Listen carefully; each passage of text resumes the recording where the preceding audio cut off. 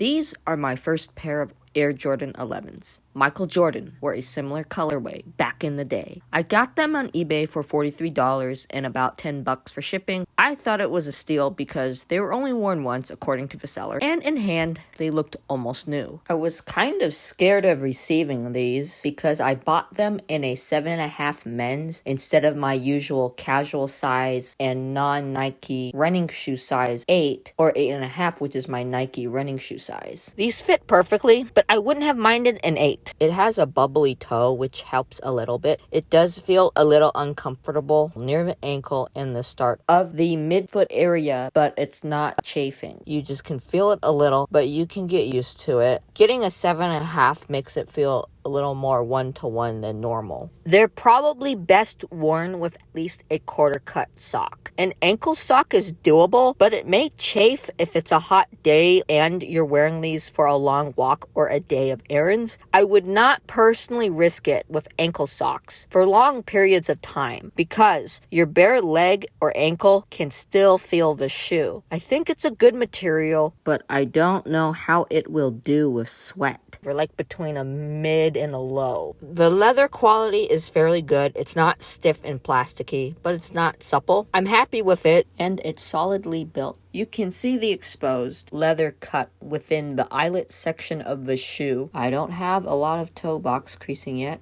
after a few wears, but the toe box and leather will crease naturally if I press on it, and it feels nice. The natural give is appreciated. The leather doesn't appear stiff enough to a point of causing permanent damage when you flex your toe. I'm not sure of the leather on the tongue because I was trying to look for the grain, and it's either a really thin cut or a nicer synthetic, or it's just hidden. Either way, the tongue is comfortable. It's lightly padded towards the top, and throughout it looks breathable with a combination of mesh and leather. The red elephant print leather's grain is visible, and it doesn't feel as nice as the white upper leather. The texture of a print doesn't help in making it feel soft. Overall, the leather is fairly nice in this shoe, and it's definitely not in the bad tier of Nike leather products. The tech in this shoe is a Phylon/EVA midsole, a full-length air unit, and a full-length carbon fiber shank plate. The comfort is adequate. It's not like wearing Adidas Boost or any other eTPU, but it's not like you're wearing a brick like a Chuck Taylor or an Air Force One. The Phylon/EVA midsole doesn't have much give to it. If you press into it, it's firm and the foam doesn't crease much. It will probably eventually break in with more use over time. It has those little pointy things from the EVA midsole manufacturing process. My Air Jordan 2s are more comfortable in the midsole compared to these. The shoe doesn't have too much flex when new, but hopefully it breaks in and it feels more natural to walk in it over time. The structure of the shoe is stiff enough that I don't have much need to flex my toe. It's a little clunky when you're walking. When I'm driving, I don't have the easiest time feeling the pedals with these shoes. The shoe has an open cell foam insole, or otherwise known as an ortholite insole of a decent thickness. It's not super special, but it's not that bad. It's not squishy to the point of bottoming out, but it gives out enough. The interior lining is plush and comfortable, and I like it a lot. There's a red rubber outsole with black herringbone traction pods. It is somewhat translucent, as you can see the shank plate with the Jordan logo in between the midsole and the rubber outsole. The outsole is similar in looks to the mid-top bread released in 2019 for the annual December Jordan 11 release. I prefer this outsole over the translucent outsoles that are white or bluish because those are going to yellow over time with wear and use. I know it's natural, but I don't like the look of it. The bottoms won't stay clean, but the sides of the outsoles will pretty much be the original color unless you're doing more than walking and casual errands, or if you take off your shoes with the assistance of your feet, which I have a bad habit of doing. Because this is an IE model, it is different from the build of the mid, but it's the original version of the Air Jordan 11 Low. The patent leather version of the Air Jordan 11 Low came after this IE version. The upper has cutouts for white mesh and contains 0 patent leather. There is red elephant print around the cutouts, and you can see your socks inside the sneaker. It makes the shoe lighter and provides ventilation, but I wouldn't wear these if it's raining or snowing, because your feet will get soaked through the cutouts. They won't look good when those cutouts get dirty. It is a Chicago-esque colorway with a red and white leather upper and white mesh and black lining and black Jumpman. The thing that's holding it back from popularity is the IE moniker and look. If it were the Cherry 11 patent leather low, it would be more popular. Yes, the mid-top made the patent leather look classic as both a mid and low cut shoe. The IE is a little strange looking considering the mid, but at least it is performance oriented with the mesh ventilation cutouts and the cut weight from the different design. The tooling, in my opinion, makes the shoe. They used this tooling for the Jordan Future series, which I actually like because the tooling of the 11 is just so cool to me. The eyelets are leather instead of the speed lacing of the patent leather 11. The laces are the same as the patent leather 11 with the basketball netting look and feel. The Air Jordan 11 Low IE Gym Red was a solid pick for my first 11, and they look cool as always.